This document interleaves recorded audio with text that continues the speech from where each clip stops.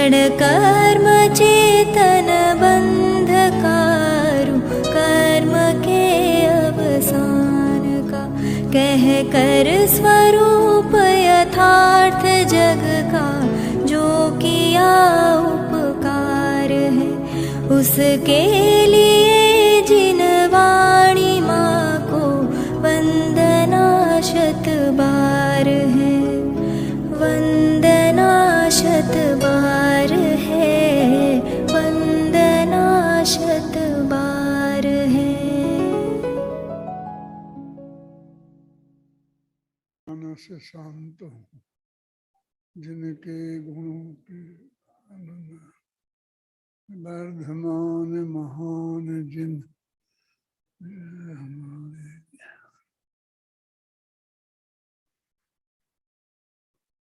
पंडित टोडरमल जी का आज स्मृति दिवस है और वो कार्तिक शुदी पंचमी के का दिन है।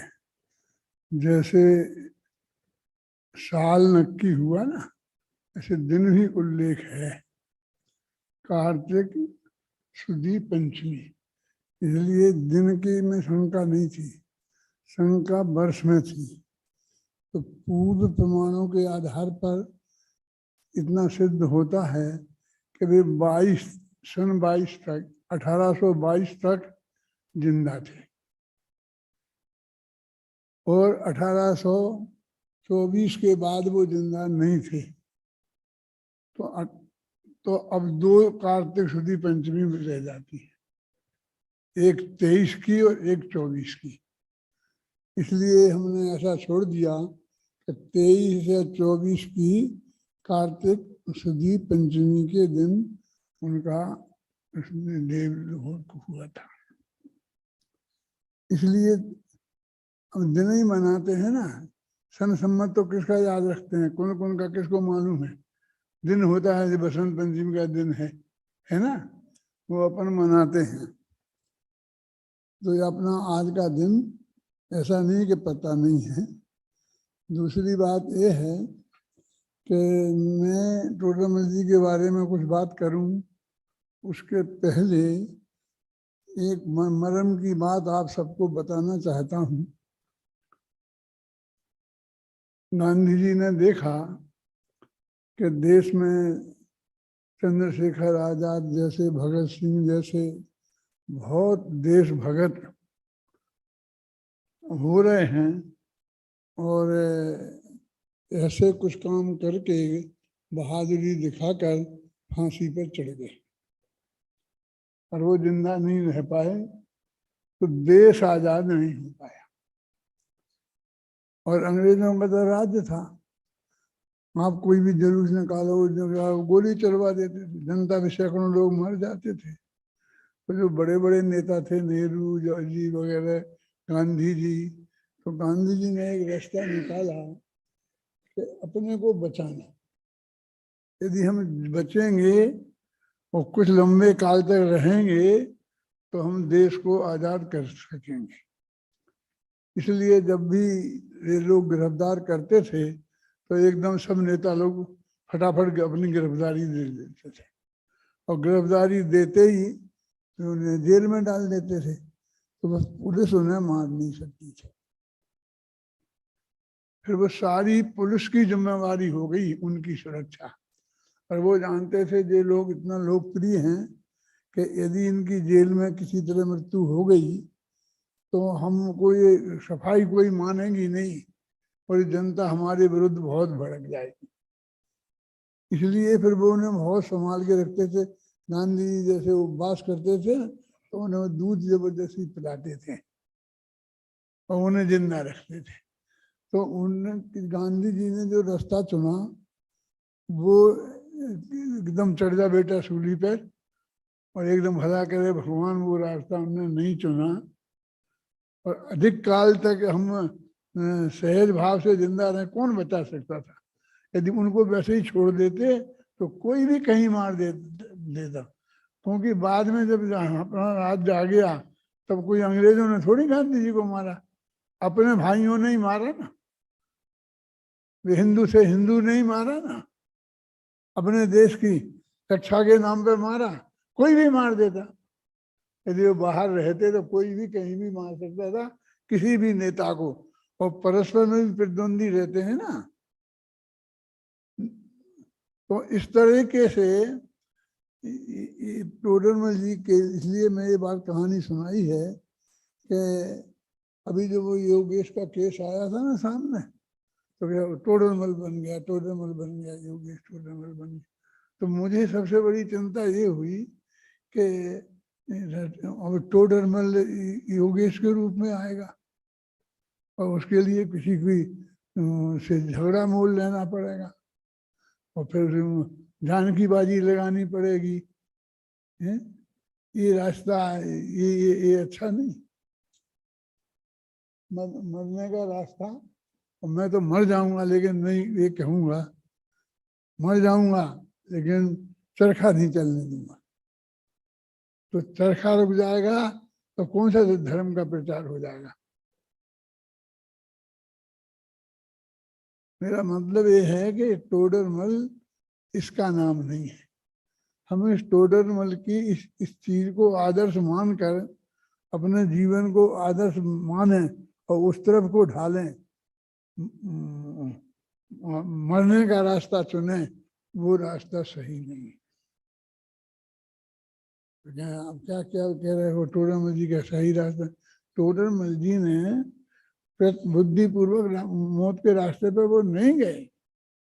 जब श्याम तिवारी राजा का गुरु था और वो टोडरमल से जलता था, तो उसने वो शिव की पिंडी उनकी कोट की जेब में डलवा दी, छोटी सी पिंडी, और कहा गया टोडरमल ने चुराई है। अब एक पंडित पे ऐसा आरोप लगा दिया और माल के साथ पकड़े गए। देखा जेब में हाथ डाल के देखा तो वो पिंडी उनकी जेब में निकली और फिर उन्हें फांसी की सजा दी। और फिर कोई जैसे आजकल चलता है ना, ऐसा कुछ नहीं हुआ पीयूष। ऐसा लिखा है इसमें तुमने भगत राम साय ने कि भूप ताही मारो क्षण माही और गाड़ो मध्य गंदगी ताई। एक किसने लिखा? भगत राम साय। उस वक्त टोडरमल जी का प्रतिद्वंदी विद्वान था, द्विजपंथियों का, भट्टारकों का था। भट्टारकों के विरुद्ध जो आंदोलन चलाया था टोडरमल जी ने, वो उनका आदमी था। तो उसने इस 24 में हुई घटना, 23-24 में, और वो 27 में वो किताब लिखी। वो किताब गवर्नमेंट ने छपाई, उसमें ऐसी ऐतिहासिक बातें लिखी हैं। तो उसमें दो बातें तो बहुत स्पष्ट लिखी कि भूप ताही मार्यो क्षण मान और शिव उठान को टोना दियो। ये भी लिखा कि शिव जी को चुराने का, टोना माने उन पर आरोप लगाया। ये बहुत स्पष्ट है कि उनने राजा को भड़काया, केस नहीं चलाया, और फिर राजा ने भूप ताही मार्यो क्षण क्षण में मारा, वो गंदगी में गड़वा दिया, माने ऐसा फेंकवा दिया घूरे पे। माने उन्हें समाज को लाश नहीं सौंपी, इज्जत के साथ उनकी अंत्येष्टि नहीं होने दी। ये बात उसमें ये सिद्ध होती। टोडरमल जी वो क्या था? अब शांति से समाधि पूर्वक उतना तो सब समझते ही थे, अपने प्राणों की बाजी रोज दे देना, ये उन्होंने किया, बहुत अच्छा काम किया। लेकिन वो परिस्थिति उन्होंने बुद्धिपूर्वक पैदा नहीं की। अब आप अपना आगे फिर ऐसा क्यों लिखा, अजैनियों के विरुद्ध इतना क्यों लिखा, इसके विरुद्ध क्यों लिखा, ये सारे केस। तो उनने तो एक बहुत महान ग्रंथ लिखने का प्रतिज्ञा की। क्या लिखा? वो मंगलाचरण पढ़ना। पहलवान कहाँ है हमारा? पढ़ का मंगलाचरण।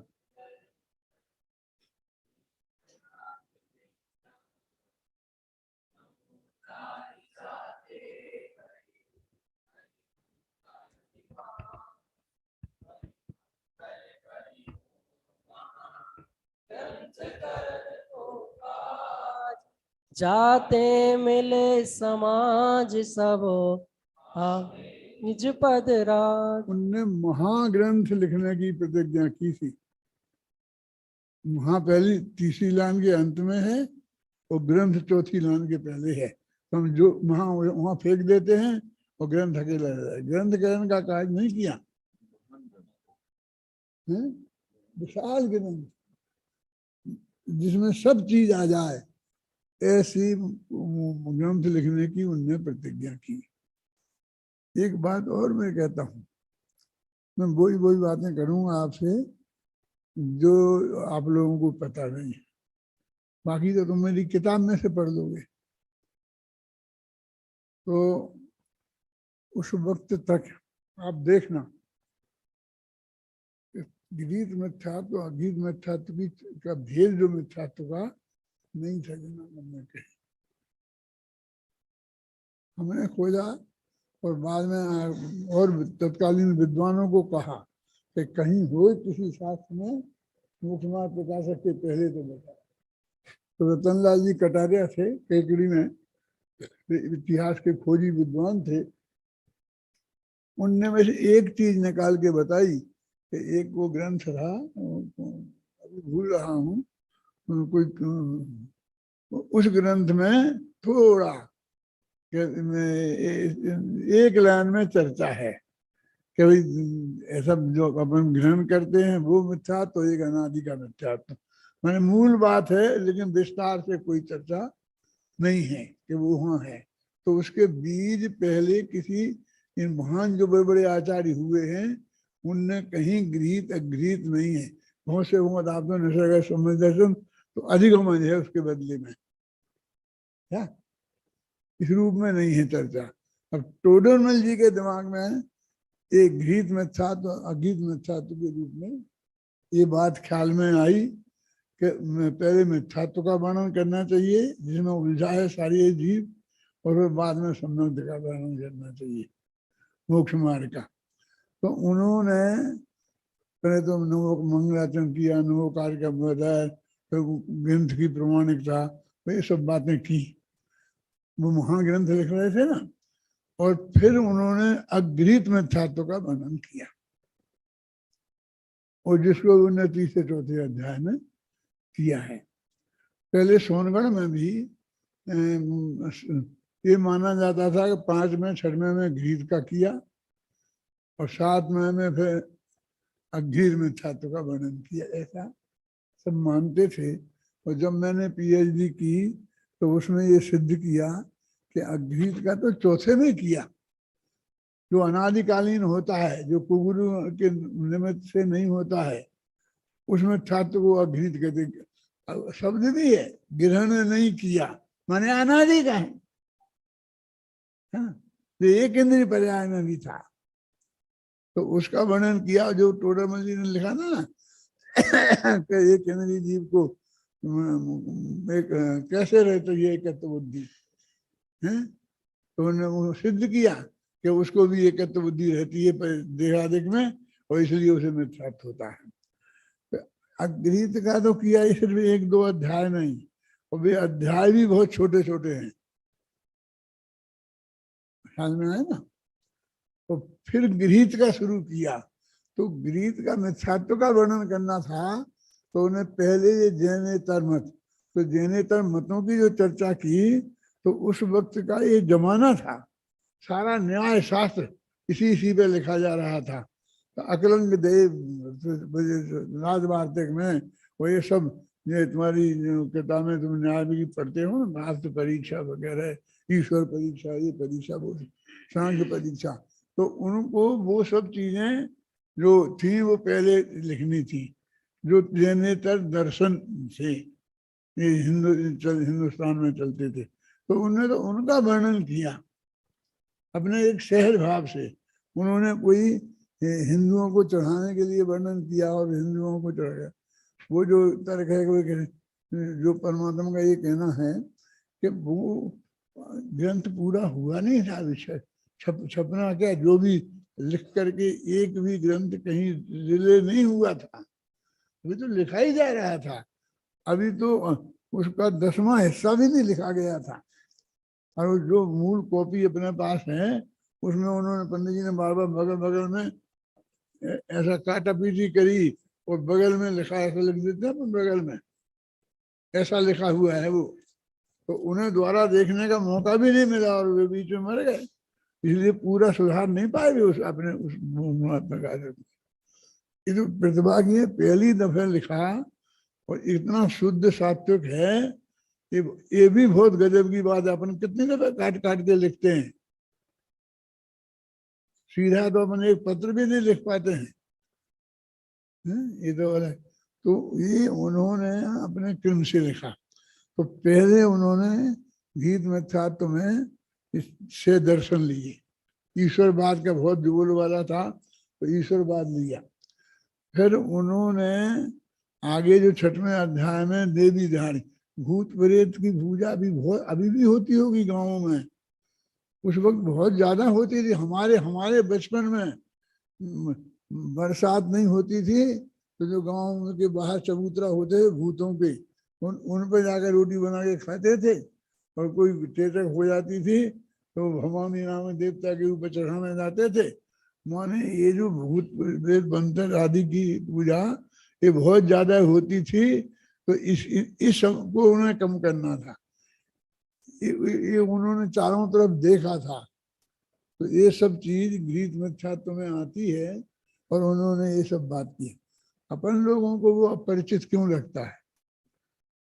जो उनने मोक्ष मार्ग प्रकाशक में जो वर्णन किया, पंडित टोडरमल जी ने हूबहू उसी तरह को टोडरमल जी के को दौलत राम जी ने छेड़ाला में उतार दिया। और वो दूसरा अध्याय में गीत मिथ्यात्व का, तो गीत मिथ्यात्व का वो वर्णन है। इतने संक्षेप में, सिर्फ एक ढाल में कितने 14 छंद हैं, वो दो लाइन के छंद है ना। एक ऐसा एक पन्ने में वो सारा मोक्ष मार्ग प्रकाशक का सार पंडित दौलत राम जी इस बात के लिए सबसे ज्यादा प्रशंसनीय है कि इतना महत्वपूर्ण विषय को उन्होंने आधी लाइन में 5वां अध्याय और 6वां अध्याय निपटा दिए।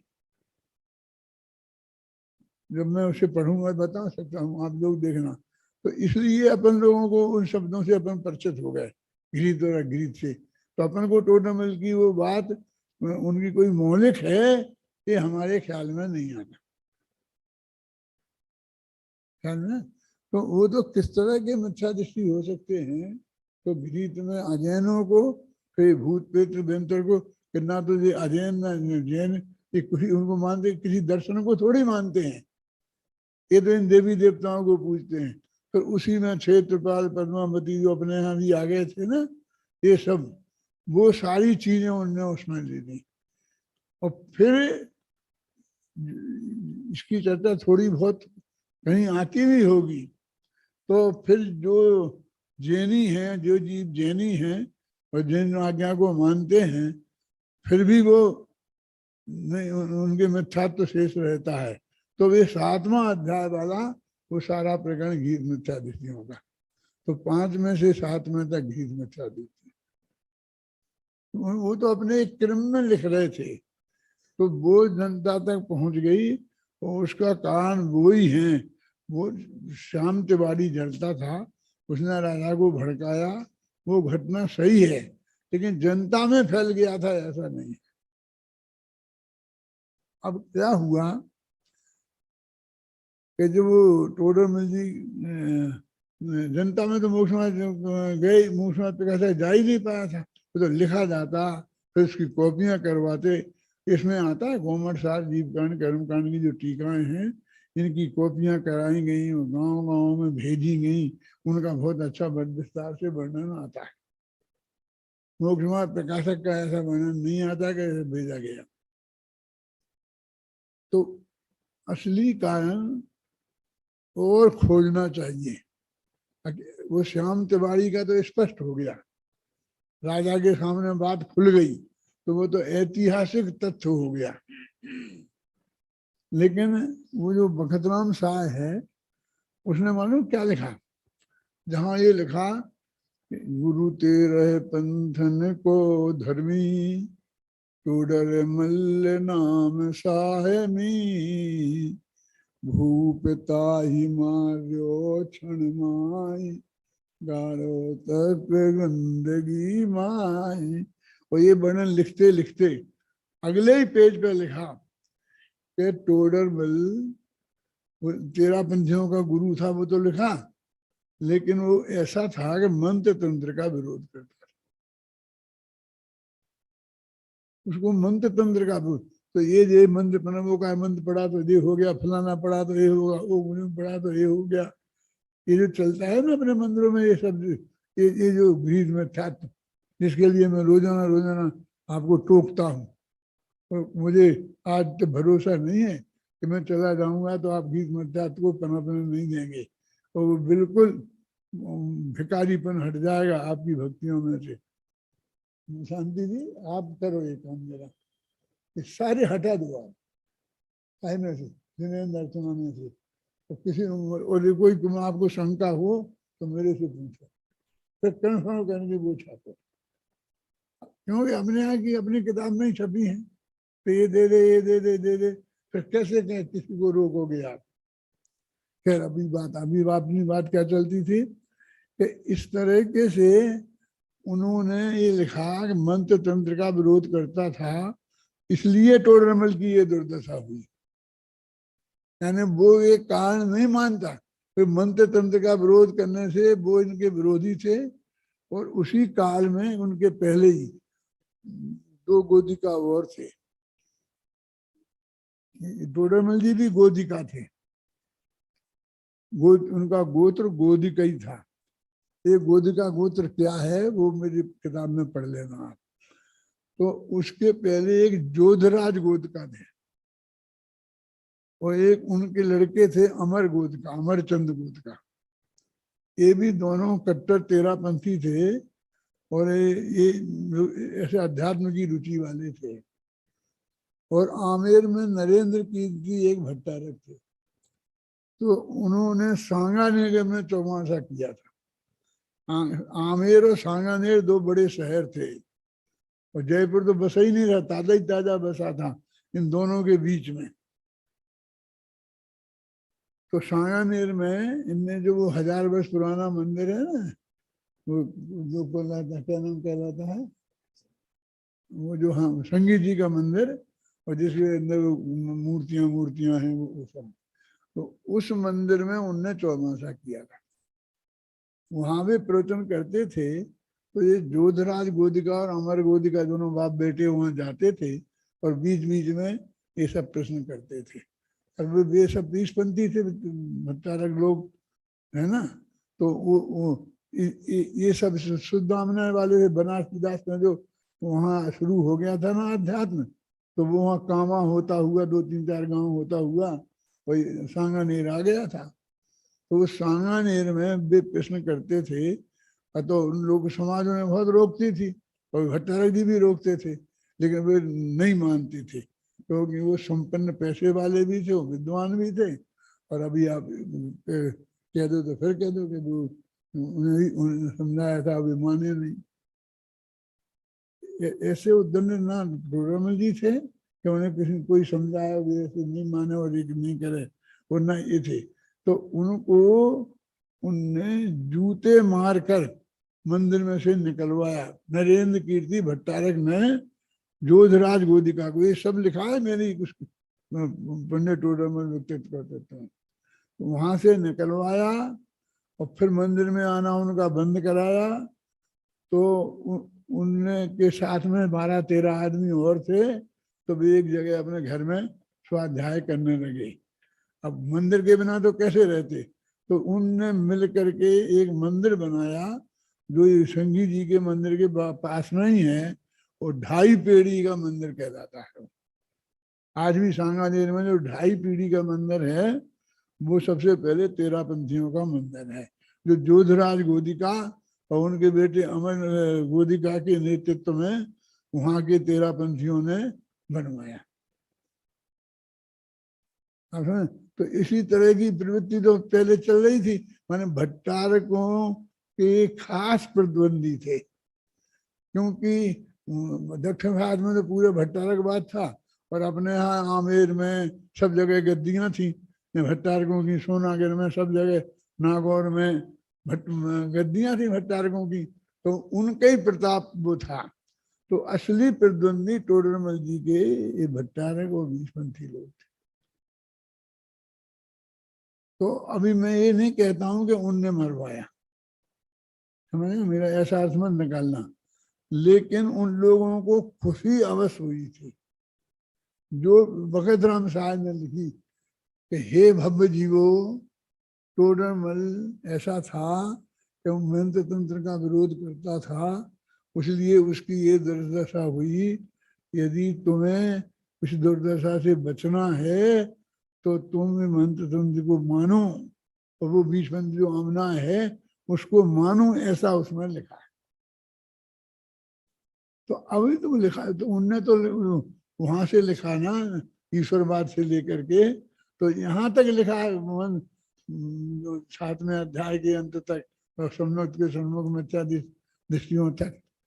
तो उस इन क्षेत्र में उनके बहुत शत्रु थे, कई लेवल पे।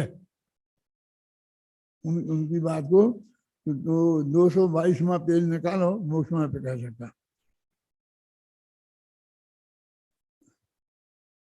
कभी कभी मैं ये कहता हूँ 220 नंबर है दादा, 220 है 220 पेज नंबर, जिसमें वो चित्रण किया है अलग अलग मान्यताओं का। हाँ देखो पेज नंबर जो, उसमें एक पेज में सबको एक साथ शत्रु बना लिया। उनको अपनी अपने सभा में बैठे लोगों को, जो पुजारी थे, ध्यान करने वाले, सबको लिखो, उपवास करने वाले, व्रत पालने वाले, ध्यान, सबको। तो इतने शत्रु हो गए थे उनके अंदर से भी। तो क्या क्या बंद कर, टोडरमल जी ने उनके लिए लिखा है कि भाई हमने ये बात नहीं कहें तो हमको तो व्यसन का, शब्द व्यसन तो रोकना है, जो गीत मिथ्या तो हमें रोकना है, तो वो तो हम निषेध करेंगे ही। ये उनने सिद्ध किया। तो वो कोई अजैनों के लिए नहीं कहा, वो कोई इतनी बड़ी समस्या नहीं थी। लेकिन एक काम हुआ बाद में कि यहाँ जो जयपुर में जो एक मंदिर है हिंदुओं का, उसमें जितने भी वे पुराण शास्त्र हैं, जो 5वें अध्याय में लिखा, हनुमान नाटक में ये लिखा, फलाने में ये लिखा, फला में ये लिखा, टोडरमल जी ने के पास भी वो किताब थी, उनने वो पढ़ी थी, तो उसके सब उन्हें प्रूफ वो दिए हैं। तो उनने उन किताबों में से आगे जो छपाई वो श्लोक ही हटा दिए। अब उनमें वो श्लोक नहीं मिलते हैं, हनुमान पुराण में वो छंद नहीं मिलते हैं। ये काम उनने वहां किया। तो इस तरह से मतलब ये है कि ये वातावरण बना, और उसके शिकार टोडरमल जी हो गए। मतलब उन्होंने कोई बुद्धिपूर्वक किसी से उलझे नहीं, झगड़े नहीं। हमारा परमात्मा भी कहता है कि नहीं, वो प्रवचन में खूब तीखा बोलते होंगे। तीखा तो मुझे भी बोलते हैं लोग, तीखा बोलते हैं, ये लिखा है तो भी बोलते हैं ना अग्नि महात्मा। ऐसा कुछ नहीं था, वो बहुत सात्विक वृत्ति के सहज आदमी थे, लेकिन ये चीजें तो बताना ही है ना। अब जैसे सुपर प्रकाशक की अपनी बात चलती है, तो सुपर प्रकाशक की अपन बताते हैं तो अपना ही लोग विरोध करते हैं ना। अब सुपर प्रकाशक की बताएं कि नहीं बताएं? अच्छा, स्थानकवासी संप्रदाय में समय दर्शन नहीं हो सकता, ये टोडरमल जी ने लिखा है ना। और गुरुदेव भी मानते थे, और वे लोग नहीं मानते, उन्हें करना है, और वे ही शत्रु बन गए अपने। और उनने अपन को निकाल ही दिया था ना, मुमुक्षु समाज से निकाल दिया, ये कर दिया, ये कर दिया, ये कर दिया, सब हुआ ना। अब अपन को अजैन ने किसने किया? अपने तो वो भी तो लिखी है ना, सीता की कहानी हम लिखी ना, क्या पश्चाताप भी लिखा है, और भी सब लिखा है। लेकिन हमें कोई हिंदू ने तो हमें नहीं मारा, किसी दूसरे ने तो हमें कुछ नहीं किया। लेकिन अत्यंत नजदीक के आदमी, उन्हें हमको गैर मुमुक्षु घोषित कर दिया, ये कर दिया, समाज बंद कर दिया, ये कर दिया। और अपना अशोक नगर में हम पढ़ाते थे, सब हमारे विद्यार्थी थे, और हम सोनगढ़ में के हो गए थे तो हमारा मंदिर बंद कर दिया था। हाँ? सब हमने भोगे हैं, बस अकेले मरे ही नहीं, क्योंकि हम टोडरमल जी के सिद्धांत पर नहीं चले, समझ लो हम गांधी जी के सिद्धांत पे चले। फिर ये काम ही नहीं हो पाए। यदि हम ऐसे ही किसी चक्कर में मर जाते तो महाविद्यालय नहीं बन पाता, तुम लोग विद्वान कैसे बनते? इसलिए मैं कहता हूँ वो आदर्श नहीं है, मर जाना आदर्श नहीं है।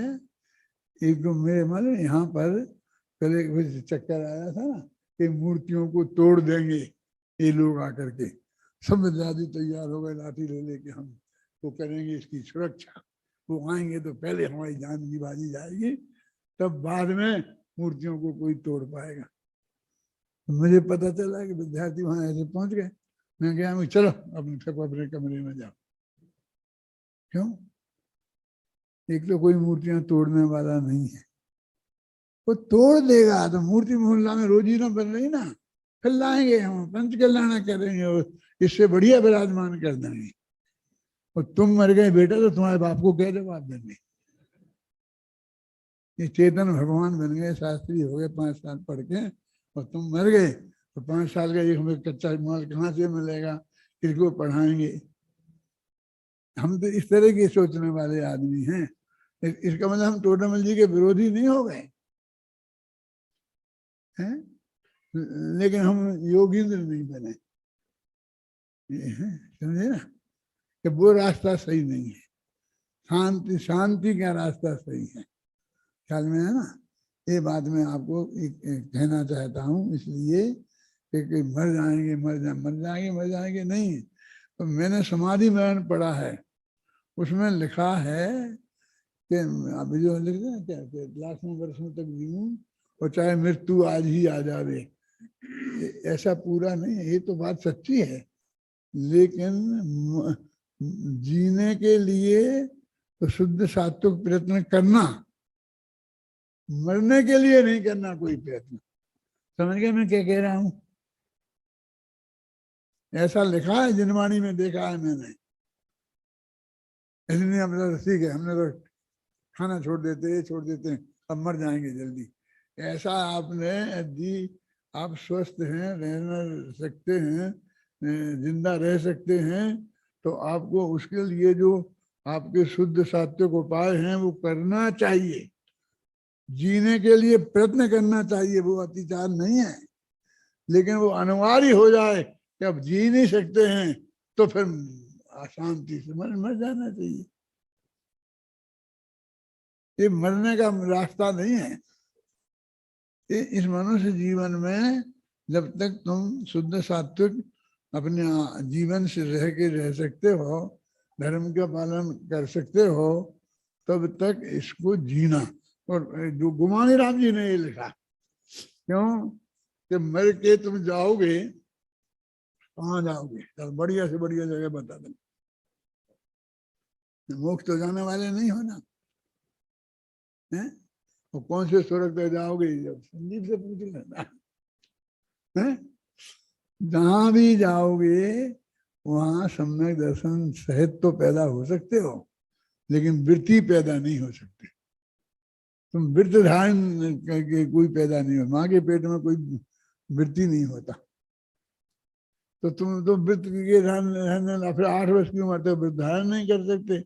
अभी तुम इस देह में हो तो वृत्ति तो धारण करने की सामर्थ्य तो है, और जो भी थोड़े बहुत वृत्त आपने पालते हो, माने प्रतिमाएं नहीं है, लेकिन फिर भी शुद्ध सात्विक वृत्ति तो अपन है अपनी, जो भी है। ऐसा लगा कि फिर उसका मतलब तो तुम संयम को पहले ही छोड़ रहे, संयम तुम्हें इष्ट नहीं है। मेरा मतलब ये है, जिनवानी में घटनाएं सब तरह की, और फिर वो टोडरमल जी की घटना थोड़ी है, टोडरमल जी की घटना नहीं है। मैं टोडरमल जी ने उसे पैदा नहीं किया, टोडरमल जी की किसी गलती से नहीं हुआ है, वो तो सामने वाले की गलती से हुआ। अब डाकू आ जाए घाटी पे बंदूक रखने, क्या करो आप? हैं कि निकालो तिजोरी खोलो, लाओ माल लाओ। अब आपने पास चाबी ही नहीं हुई, वो शेर जी की तुम मुनि हो, तुम्हारे पास चाबी होगी, अब तुम ला के दे ही नहीं सकते हो, हैं? और नहीं कहते हमें गोली से मार देते, और तुम ला के दे दो, सब निकाल के माल भी दे दो, और फिर तुम बोले भैया हमने तेरे को पढ़ाया है और तू हमारे साथ ऐसा कर रहा है, तुमने इतना और कह दिया तो अब तुम्हें वो जिंदा नहीं छोड़ेगा, क्योंकि ये पुलिस को बता देगा फला आदमी था, और यही बने रहोगे, हम तो पहचाना नहीं है तुम्हें, हैं? शांति से जिंदा रहोगे। क्या समझ में आया ना? यानी अपनी तरफ से कोई नहीं हो तो भी ऐसे प्रसंग में हम मर सकते हैं, लेकिन हमको नहीं मरना नहीं है, मरना इष्ट नहीं है। शांति से धर्म का पालन करना, तत्व ज्ञान समझना, पूरा तत्व ज्ञान समझना, ये टोडरमल जी का रास्ता है। ऐसा नहीं कि मैं टोडरमल जी के विरुद्ध बोल रहा हूं, क्या?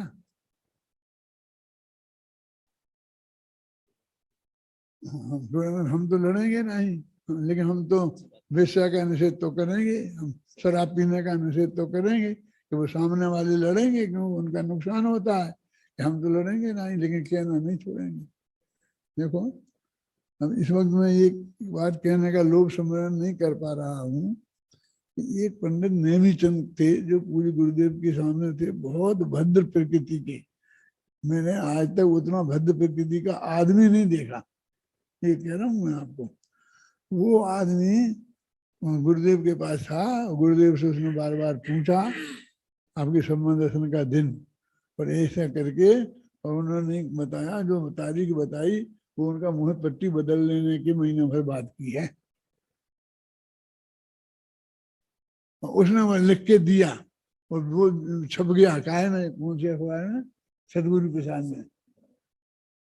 जब उनके पास लिख के दिया उसने, तो उनने, मोटानी ने कहा कि भैया ये मैं छाप दूंगा तो तेरे पे आएंगे लोग, फिर तेरे से पूछेंगे तो मैं तेरा नाम लूंगा कि तूने मुझे दिया और छापने को बोला है। तो उसने हाँ किया, तो लिखित लिया और छापा। अब वो बात है, मुझे उस वक्त की बात है जे कि जब मेरा ऑपरेशन हुआ था और मैं अस्पताल में बेहोश पड़ा था, इसलिए वो अंक मैंने पढ़ नहीं पाए। वो पढ़ नहीं पाए तो मुझे पता नहीं था। देवराली में मेरे से किसी ने आके कहा कि ऐसा ऐसा लिख के गए हैं वो, तो मैंने प्रचुर में कह दिया।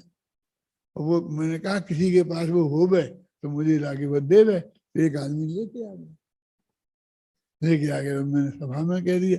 अब सारा झगड़ा, उस बेचारे को मुंबई में रहना मुश्किल पड़ गया, दूसरा लड़का बेंगलोर था, वो वहां जाके रहा। अब इनको स्थानकवासी संप्रदाय में सम्मान दर्शन पैदा हो गया और 13 साल तक रहा। ये इष्ट है, ये अपने धर्म के हिसाब से हो ही नहीं सकता। ना गुरुदेव मानते हैं, ना टोडरमल जी मानते हैं, कोई नहीं मानता है अपने। और इनको चला नहीं अपने किसी स्वार्थ के बस। वो क्या स्वार्थ है वो मैं जानता हूँ, लेकिन उसके बारे में कोई बात नहीं कहूंगा। क्या तो अभी शत्रु कहाँ नहीं हो सकते हैं और किस लेवल के। टोडरमल जी के बगल में कोई बैठे हो तो तुम्हें क्या पता।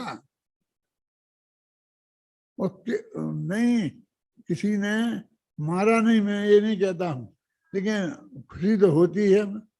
नहीं होगे मर जाए तो अच्छा है, क्या बोलते नहीं, हमें मारना तो नहीं है लेकिन मर जाए तो अच्छा है। तो इसलिए वही सही है कि अभी श्याम तिवारी ने किया, इससे कोई फायदा नहीं है कि इसने अपने जैनियों ने किसी ने कुछ किया। इसकी प्रचार से भी ज्यादा फायदा नहीं है कि तेरापंथियों ने किया, कि बीसपंथियों ने किया, कि भट्टारकों ने किया। शांति से, क्योंकि हमें उन्हीं के बीच में ये असली तत्व ज्ञान का प्रचार प्रसार करना है। तो शांति से आप, टोडरमल जी का ये रास्ता है, वो बातें मैंने आपको बताई। पहले तो मैंने कह दिया था कि मैं नहीं आ सकता हूँ, बोल नहीं सकता हूँ, तो पुराना रखा है ये बोला था। वो तो रखा ही है, तो वो तो तुम कभी भी सुन लेना। अभी मैं आ गया तो फिर मैं वो बातें जो उसमें नहीं होंगी वो बोल देता हूँ, इसलिए मैंने ये बातें आपको सुनाई।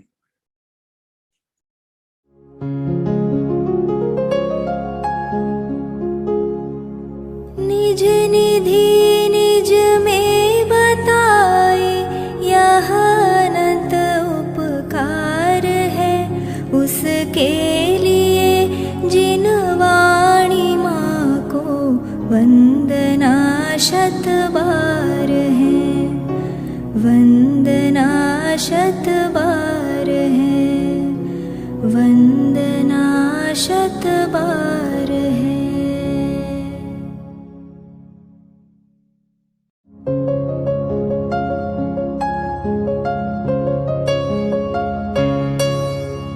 हे जिन वाणी भारती तो ही जपो दिन रैन, जो तेरी शरणा गहे सो पावे सुख चैन। जा वाणी के ज्ञान ते सूझे लोकालोक, सो वाणी मस्तक नवो सदा देत हो ढोक, सदा देत हो